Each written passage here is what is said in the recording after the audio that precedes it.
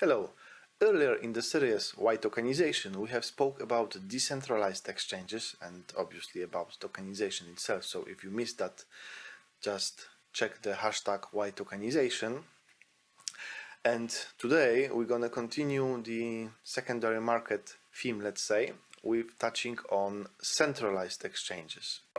Let's start with clarifying what means centralized exchange. So by centralized, I mean that the power to control what happens on such an exchange is centralized in hands of one entity, or usually one entity, a legal entity, which also runs it as a business. I wanted to clarify this governance aspect because we may talk about centralization and decentralization on various layers of business.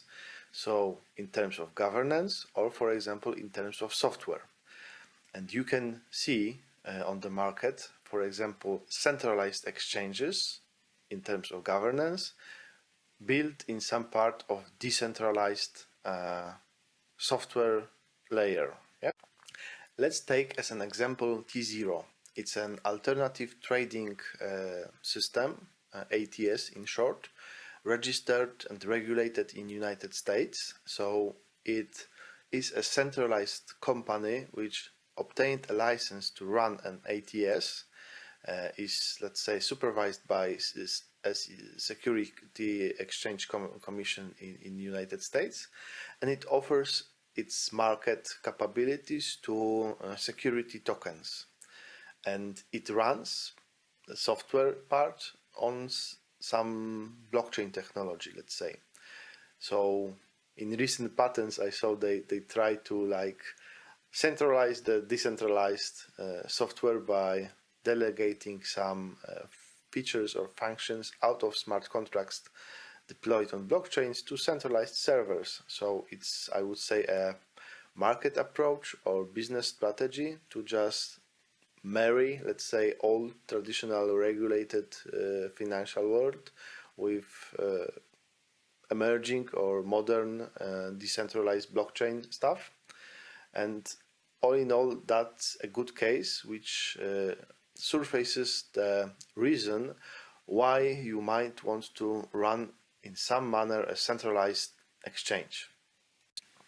So being in a control of a regulated exchange allows you to be compliant with your local jurisdiction requirements. So you may, for example, implement know your customers and anti-money laundering processes and apply them first to potential investors, sellers, buyers, and all the parties which want to trade on your exchange. And only those investors could be, let's say, whitelisted on your blockchain and used by smart contracts in case of, let's say, decentralized software stack, or just simply the trading can happen on a centralized stack and only the input and outputs of assets like tokens or tokenized assets would be then moved in and out of the exchange on decentralized infrastructure, so blockchains. We can also reverse, let's say, this benefit to some obstacle because of course, complying with regulations in financial market, it is a significant cost. Yeah?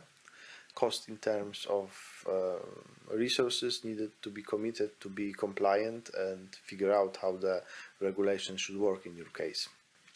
But if you want to run an exchange, centralized exchange of tokens, which might be security tokens or equity tokens, you probably need to figure out applicable regulation, whether you are an alternative trading system or so-called OTC operator, so over-the-counter market operator. These are kind of licenses of regulation areas which are applicable in most of the world, I would say. So both in US, European Union, you would need to know what regulations apply to you, and there are regulations which cover centralized alternative trading systems, so market exchanges, even if these are token exchanges. If the tokens you would allow to be traded on your centralized exchange would be not security or equity tokens, but for example utility tokens, so tokens which do not have investing intent, let's say, then you can sleep well, because it's not so regulated market. However, the problem would be that you would need some due diligence process to assess whether the token is or is not an equity or security token. And this is not a binary decision. It's, in my understanding and feeling, an opinion. And the problem with opinions is that some regulatory body may have different opinion than your lawyer or yourself. So in short, running a centralized exchange means risk to be not compliant if you allow anyone to trade tokens or any tokens to be traded on it. And what do you think? What is a better way and a better future for exchanging assets? Are these centralized or decentralized markets and protocols? I'm looking forward for your comments, and if you like this episode or the whole series, please share it on your social media. If this kind of topics resonate with you and you want to run some business connected with tokenization, for example a tokenization platform in your jurisdiction or region, let me know and have a look on our website, and you will find the link below this video. Have a nice day. Bye.